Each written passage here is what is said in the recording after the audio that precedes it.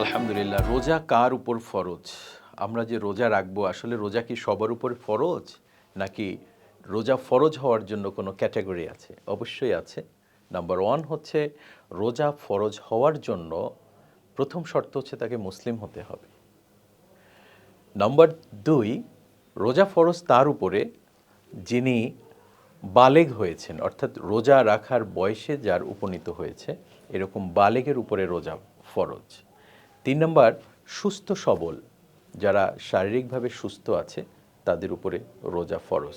একেবারে অসুস্থ মাজুর যারা রোজা রাখলে তাদের শরীরের আশঙ্কা হতে পারে, শরীরের ক্ষতি হতে পারে, এই ধরনের ব্যক্তি রোজা হয়তো ফরজ রোজা তখন আদায় না করে যখন তিনি সুস্থতা অনুভব করবেন তখন আদায় করবেন।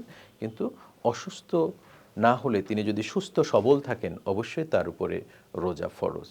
এবং মুকিমের উপরে রোজা ফরজ। আমরা জানি মুসাফির যিনি আছেন, মুসাফিরের উপরে রোজা ফরজ নয়। মুসাফির তিনি সফর অবস্থা আছেন, তিনি তার সফর শেষে এই রোজাগুলো আবার রাখবেন। কিন্তু যিনি মুকিম অর্থাৎ সফরে নাই, মুসাফিরও তিনি না, তার উপরে রোজা ফরজ।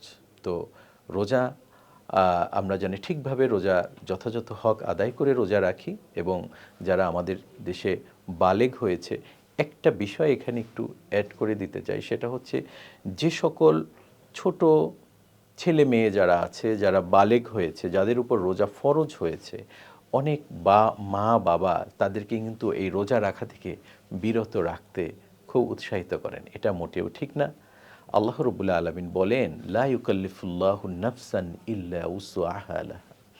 আল্লাহ কিন্তু সাধ্যের অতীত কাউকে চাপিয়ে দেন না। এটা একটা ইবাদত, এবং এই ইবাদতের সাধ্য তার আছে বিধায় তিনি এই বয়সে উপনীত হয়েছেন, এবং এই বয়স থেকে তাকে রোজা কন্টিনিউ করতে হবে।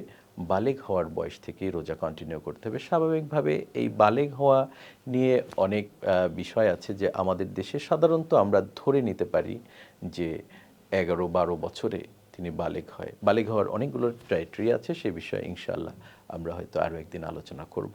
আসসালামু আলাইকুম ওয়া রাহমাতুল্লাহি তাআলা ওয়া বারাকাতুহু।